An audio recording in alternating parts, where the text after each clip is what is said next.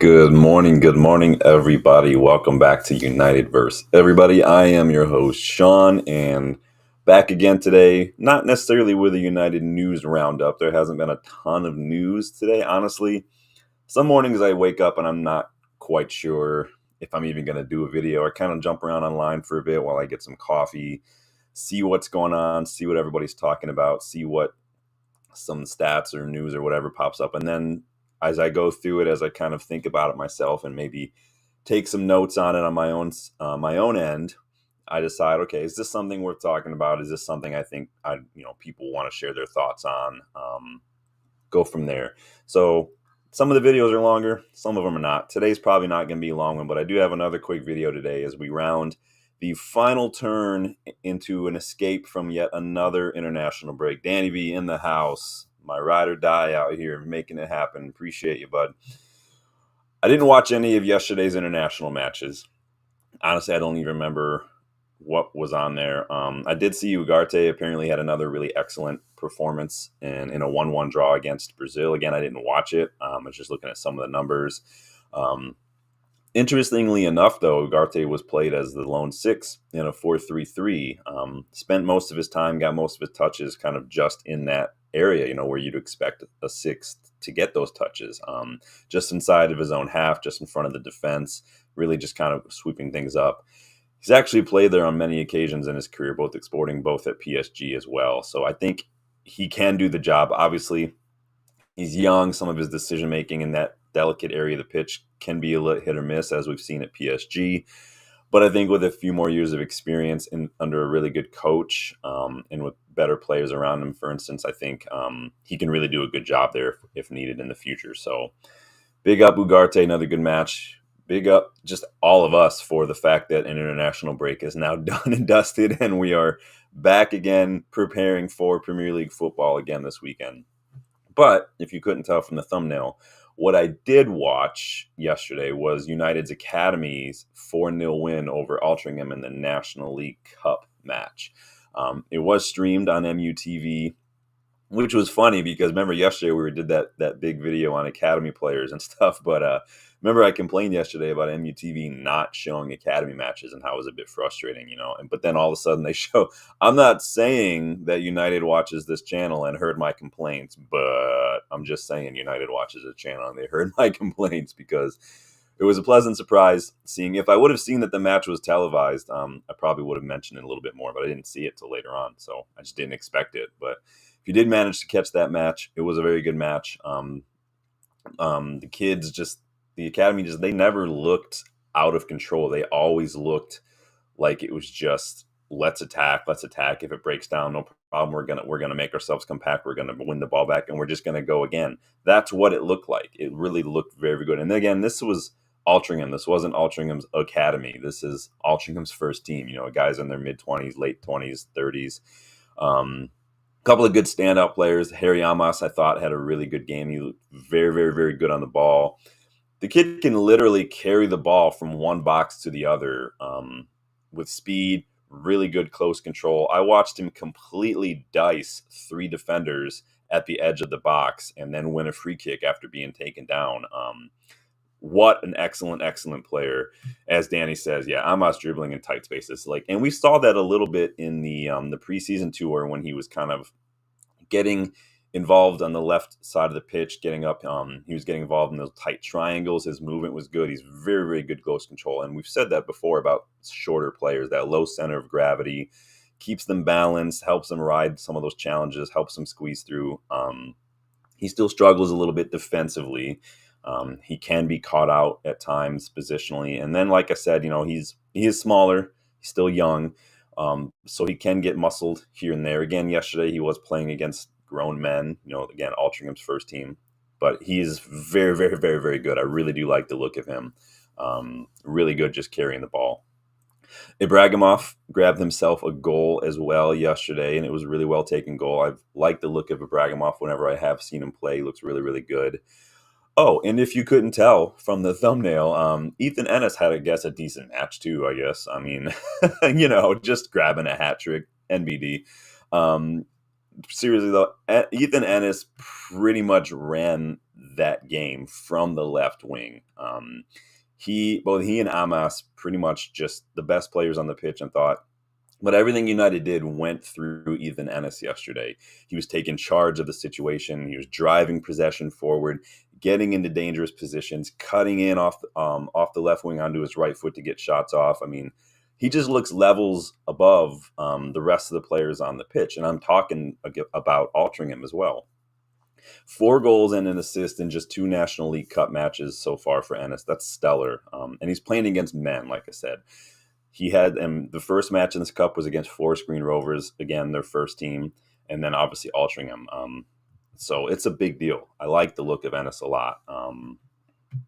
Danny says he could have had 4 or 5. He really could have. And what I like, too, there's a couple of opportunities where shots would come off, but he didn't give up.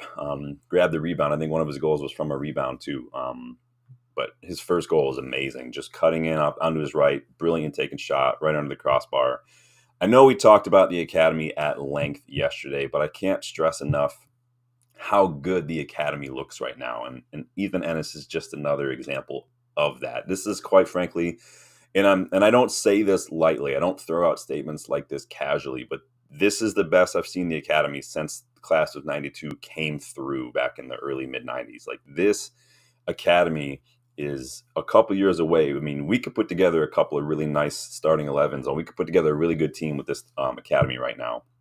But anyways, big up Ethan Ennis for the brilliant hat trick, and just big up the academy. I mean, they're doing bits. Obviously, they had a really good, strong season last year as well. The academy has been really, really good, and I'm really proud of what we're doing. Obviously, we're all very proud of the fact that United is built on youth, built on that academy, using the academy. We have that stellar record of having an academy player in the match day squad for years and years and decades.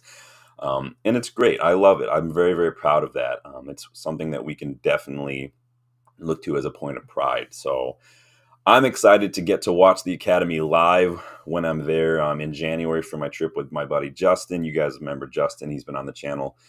So we just decided to go ahead and finalize that. There was a change in fixture schedules, obviously, and everything, so that moved things around. But now that means we can go to a Salford match. We got the 2 Premier League matches and the Academy match that we're going to head over to. So they would think they play Aston Villa mid-January. So really excited for that. So if you guys are ever over there for a match and you're able to, I would suggest maybe go checking out an Academy match. It's definitely worth it, in my opinion. But yes, big up Ethan Ennis, big up hat trick for that, and big up the academy. So moving from the academy to the first team. So obviously we have a new head coach. If you haven't heard, there've been loads and loads and loads of talk about Ruben Amorim, his system, player profiles, both who we might be targeting, who we already have, how they could fit, what positions we need to strengthen, obviously where they're going to play, who's going to play. We took a big deep dive look into that on the weekend. Go check out that video if you haven't yet. Dylan and Joel returned for the sequel. We talked a lot about that, went through the entire squad, who fits, who doesn't fit, who could be on their way out, how do we see them fitting. It was a really good discussion. Obviously, you guys got involved in too and help us make some of those choices.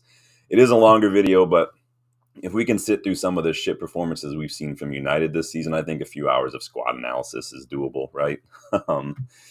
Will you rent a car when you're there? Dude, no. I can barely, honest to God, coming from living in America, obviously, when we're crossing the street, I'm used to looking a certain way. The roads over, like, I can barely walk over there for the first couple of days when I was there without almost getting hit by a car just because of the differences there. I can't imagine trying to drive. No, this is why when I go, Danny, I like minimal unnecessary travel on the day-to-day basis. So I try to stay close to Old Trafford.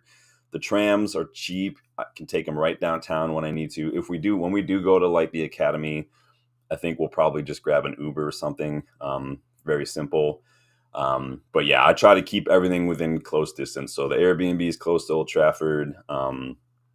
Trams are easy to take downtown if you want to go hang out downtown for the day. The Salford match is just on the other side of downtown proper, so it's not that far away. So yeah, dude, I am walking from my hotel last time. So where I stayed last time was what was it called? I forgot what it's called. Just like a hotel on the main road there. But I'm crossing like some of the streets, and I'm like looking to my right because that's the way we're looking to the left, looking to the right, and the cars are just I literally almost died like twice last time I was there. Don't tell my wife. But it was sketchy. But yeah, I think that if I tried to drive when I was there, Danny, they'd probably kick me out in like an hour. They'd just call me like a terrorist or something by the way I'm driving. So they would be like, dude, you're actively trying to harm people. Look at the way you're driving. Get out of our country. We don't want you here anymore. But in any case, when Amorim was announced, sports predictions. No, I don't stay at Hotel Football. It's a little bit on the expensive side. We do go there though. So when I do go on match days, a couple hours ahead of time, you can take an elevator, go up to the roof, surrounded by windows. It's called Heaven, they call it, and give up your spend £1, get in, it goes to charity, but you can hang out there and drink for a couple hours. It's got a great view of Old Trafford. So I will go up to the roof ahead of on match days. But no, I don't stay there. If I did actually renew my membership with the PFSA, so the organization where I did like talent identification and data analysis, if I did renew that membership, I think I get like a discount. But Airbnb is infinitely cheaper. So the Airbnb I got is just right down the street. It's a little farther south from the stadium. So it's like a block from Bishop Place. So happy with that. But welcome back to the channel, Sports Predictions. Good morning, man. Big up everybody in the chat. Maybe someday, Hotel Football, because it's literally like you could kick a ball and hit the stadium from Hotel Football. That's how close it is. So when Amorim was announced, the links to strikers started, specifically Viktor Gyokeres. They immediately followed. And remember, I predicted that when he was announced. I put on Twitter, like, brace yourself, Viktor Gyokeres rumors are coming. And they did. And it makes sense, right, to a degree. Obviously, we've been struggling for goals this season.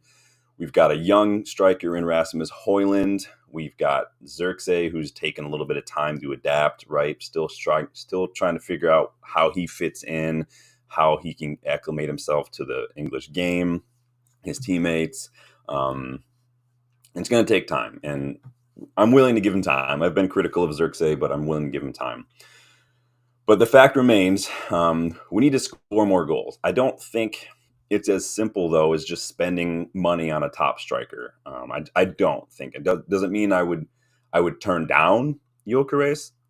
I go 50-50. If it means we can't strengthen in other areas, I might go back and forth. It's just ask again in like January, and then we'll have a talk. I think come January, we're going to do another video regarding our predictions for the season after Amorim's been here for a few months, and we're going to see how we look.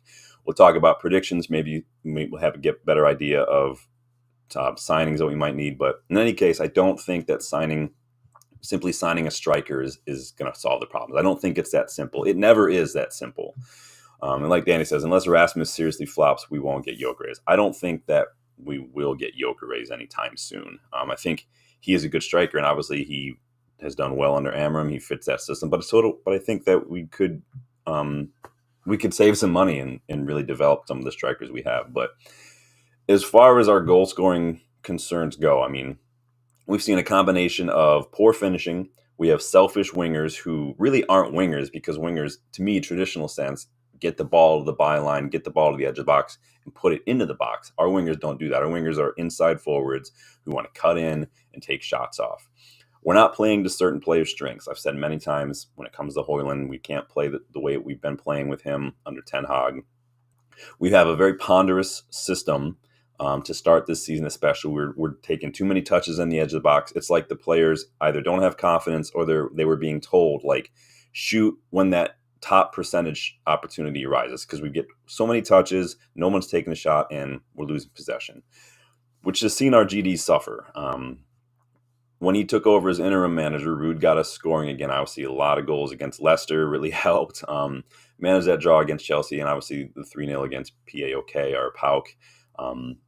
So he did a really great job of turning around our goals, and that has a lot to do with the way Ruud plays. He likes to flood the box with numbers, basically just play the numbers game, get enough numbers forward. This is why Bruno's really started to get his goals up under Ruud, because he's getting more involved, playing a little further forward, just being another option in the final third, the final phase, which more numbers you have, the more people you can have to take shots. I get it, right? But the question is, will that continue now? Loads and loads of United fans haven't been convinced by Xerxes. I'm not convinced yet on Xerxes. We're going to see. And I've seen many fans saying Hojlund's not good enough. And of course, this is where the clamor for Gyokeres comes from. Sports prediction says Ruben going to give Xerxes a chance, but I don't see how we fit in. Yeah, I'm still struggling. Sports predictions. Rasmus just 3 years behind Gyokeres. Yeah, Rasmus is still just 21. Gyokeres is 26 now. And Gyokeres was, 23, 24 when he moved to Sporting from Coventry. And so we got a little ways to go. Rasmus is very young. Remember, Rasmus, when he was at Atalanta, Rasmus was still just a teenager. He wasn't supposed to be the top striker, the main striker at Atalanta. He had to, because their striker got injured. And then their striker struggled, and then Rasmus came in and really took his opportunities.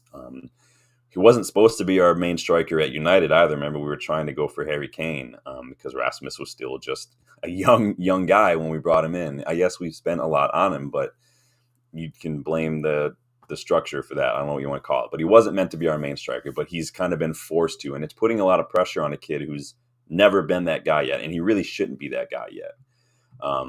Sports predictions. The selfish winger BS pissed me the F off when the strikers are there to score. Yeah, it does. It does frighten. And that's what we're going to talk about today, sports predictions. So I know that Garnacho is young, but he takes too many fucking shots. Garnacho definitely has tunnel vision sometimes, I think. Spent way too much on him. Yeah, I do think we spent too much on Hojlund. I think that's not his fault. That's not Ten Hag's fault. I think, obviously, that's the previous regime who just were shit at transfer negotiations. I mean, this is the same regime that spent all that money on Antony. The same regime who was like, oh, let's bring back Pogba for a record fee and let's lose him for free again 6 years later. Like, this is the people. We can go all day on that. You know, I jumped in on Rich's United TV's stream yesterday and shared some of my thoughts on that. But that's all academic at this point. On Hojlund, though, we spent a lot of videos talking about him. We've talked about Rashford and Garnacho not looking to pick him out, like Sports Predictions said. They pretty much just opt to shoot whenever they get the ball. You can tell sometimes when one of them gets the ball that even if they pick it up in their own half, their only tunnel vision plan is to carry it up the pitch, cut inside, and shoot. You just know it. They're never going to look for anybody.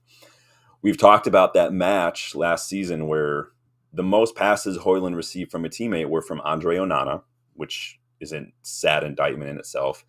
We talked about Ten Hag using Hojlund kind of like the way Mourinho used Fellaini, basically just spending 90 minutes with his back to goal, with his arms around defenders like this, waiting for the ball to come to him so he can somehow hold it up or link up with another one. I mean, you can't play Hojlund, a 21-year-old striker whose best attributes are his pace and his finishing. You can't play him like Fellaini. You can't play a kid for 90 minutes spending all that time wrestling against 30-year-old defenders in this. You can't do that. You're completely wasting him.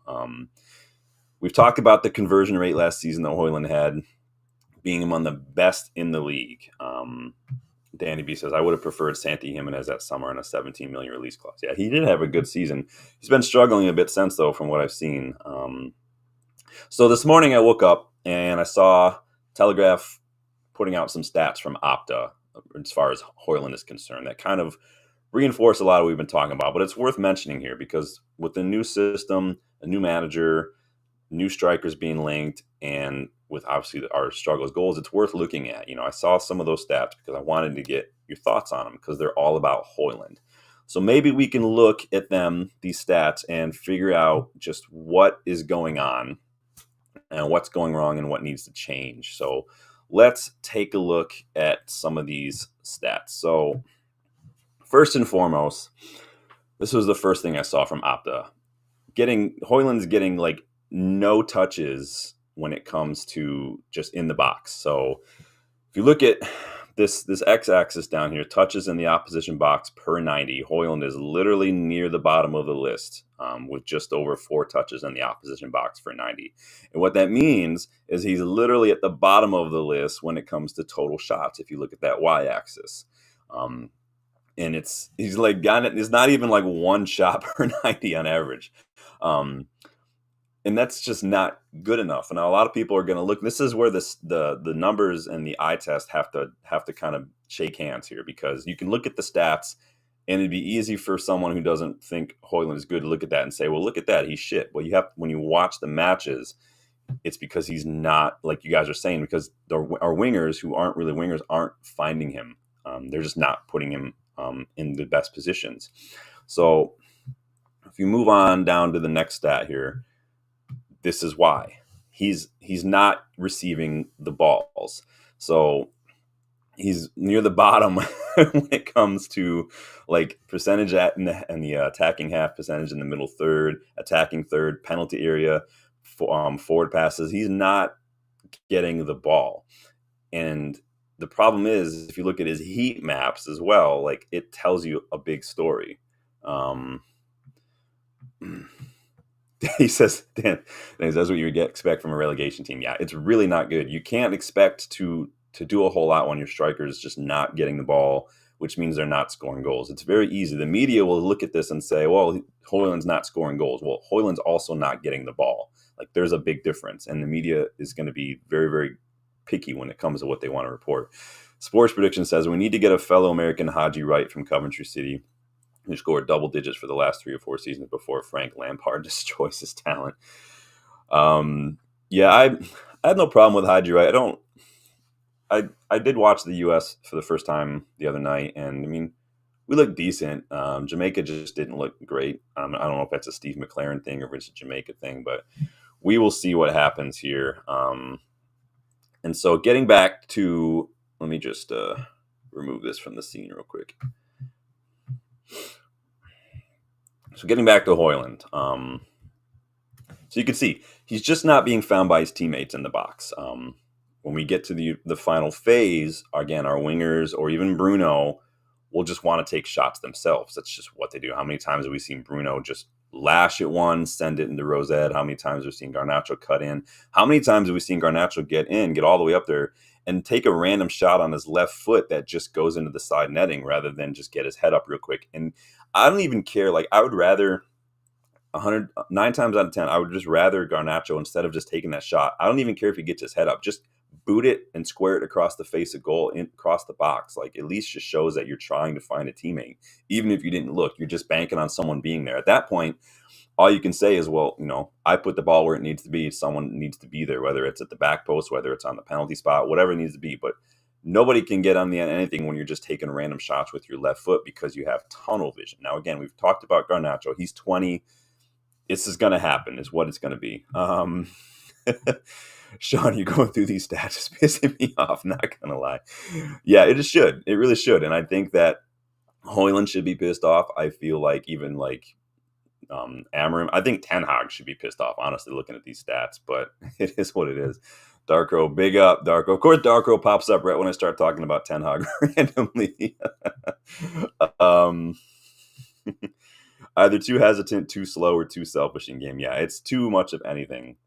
The issue is Hojlund is in the box too, because it's not like he's not in the box. He's just not getting the ball in the box. Hojlund's in the box, but his movement is pulling defenders. You can see he's trying to move. He's trying to get into good positions. He's trying to get into these areas where he can get little flicks on or something. But all that's doing is pulling the defenders, and really it's just giving guys like Garnacho, Rashford, and Bruno, they're like, oh, that defender just moved out of my way. I'm going to go ahead and take a shot. And it's just not good enough. His heat map, like I said, since joining United, shows the majority of his touches, Hojlund, are in the opposition half, but they're still just like halfway between midfield and the opposition box. Why? Because these long balls, these random passes, that's where he's situating with his back to the defender, trying to wrestle and win that ball. Watching the way we've played, it's just Ten Hag's tried to use him as a hold-up and link-up striker when Hojlund's best attributes are his speed and his finishing. And we're not getting the best out of him, like I said, which is really unfortunate because Hojlund's conversion rate is excellent. I think that maybe I'm starting to think, at least the way that Ten Hag played him, that he wasn't the best striker for Ten Hag's system, or at least the way Ten Hag was playing. I don't even know if that was a system, because when I think Ten Hag, I don't think, hey, let's hoof it to a big guy who's going to hold it down for everybody, because that's just not the way Ten Hag's tended to do things. And it's unfortunate, like I said, because really both for Hojlund and for United, because like I've discussed many times, his conversion rate is excellent. Darko. Oh, Darko, he didn't waste any time. He was seen in Manchester on Monday. They're fraud. Yeah, I saw that. I was surprised he was still here. Honestly, I thought he'd be back in Holland by now. Sports Chicken says, in that Leicester City game before Garnacho scored that banger, Xerxes was in space in the box, but Garnacho just puts his head down and shoots. I was fucking pissed. Yeah, you can tell when Garnacho's just got that bit between his teeth. So again, it's unfortunate that we've been playing Hojlund the way we've been playing because of the fact that his conversion rate. So if you look at his conversion rate, it's excellent, right? And again, these are from Opta, shared by Telefootball this morning. This is why I jumped on to talk about these. So if you look at these conversion rates in the Premier League since 23-24, Hojlund is literally fourth in the league, behind Chris Wood, behind Mateta, behind Chan. And all these players are playing in these teams where you're not going to get a ton of shots off. So they're maximizing the chances that they get. Very few chances. The same with United. We're getting very few chances, but we have to maximize them. But what that shows you is that Hojlund is clinical. He may not get a ton of shots, and he may not get a lot of the ball from his teammates, but when he does, he's going to score 1 out of 4 times. And that's stellar for a guy his age. He just turned 21. And coming to the brand new league, and everyone wants to talk about Premier League proven, but they don't want to ever give props on the other side of that coin when you've got players like Bruno, or in this case, Hojlund, coming to this league from other leagues that people don't think are good enough, and they do just fine. People don't ever want to point that out. And this is a big deal. And I think that it's something that we've been very much underutilizing since Hojlund arrived, personally. What do you guys think here? Danny B says, Garnacho needs competition and rotation. Show him he's not untouchable. He's going to be burnt out otherwise. Yeah, and that's the thing. I think Garnacho is good, but he's 20. He's not at an age right now where he should be starting like every single game. Even guys like Lamine Yamal, who are better and younger, need rotation, and you're going to burn him out. And not only that, but that's when it becomes about someone who's a manager who's really good when it comes to working with young players, who can recognize the ebbs and flows of the young player inconsistency, kind of that pattern. When you can start to see that young players are maybe on that low point where they're getting a little inconsistent, or when they're getting maybe a little too overinflated in themselves and start being a little selfish, then it's time to maybe sit them down for a couple matches, rotate him. Problem is, we just don't have those options at the moment. I don't know if Anthony's back fit yet. Rashford, Ahmad. I mean, we don't have a ton of options because it's not like Rashford and Garnacho have both been stellar all season. You know, you take one off and one still has an up and down game. So it's difficult. So when you look at those conversion rates for Hojlund, it's almost more frustrating, like Sports Predictions is saying. This is only reinforced. You're only going to get more frustrated when you look at the fact that when it comes to non-penalty goals per 90, Hojlund is in the 68th percentile. So, top 30% pretty much, which is nearly twice, more than twice his XG when it comes to non-penalty goals, which is 0.27. So the non-penalty XG is only in the 16th percentile. So he's only in the 16% from when it comes to the goals he should be scoring. Like they say, he's not scoring a lot of, they say he shouldn't be scoring a lot of goals, basically, from the chances he's getting or the lack thereof or whatever. But he's in the top 30 when it comes to putting the chances away. So what does that tell you? It tells you give him the ball and he will score. It's not that complicated. This is the kind of math I can get behind. The problem is we're not giving him the ball. I think in this system, Ruben Amorim could get Hojlund scoring.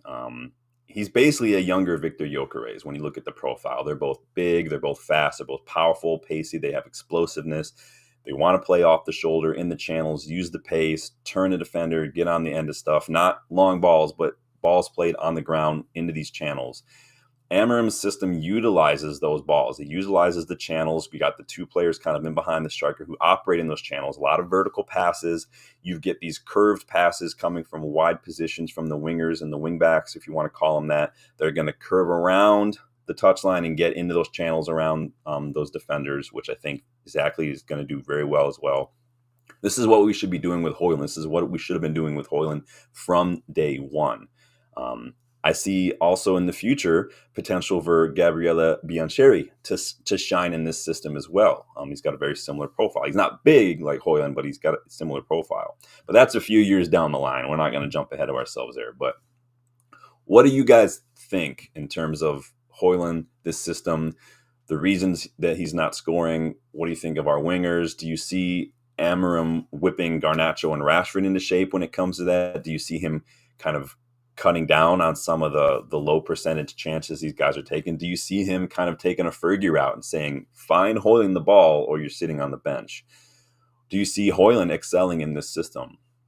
Are you happy to see what happens? Are you willing to give him time?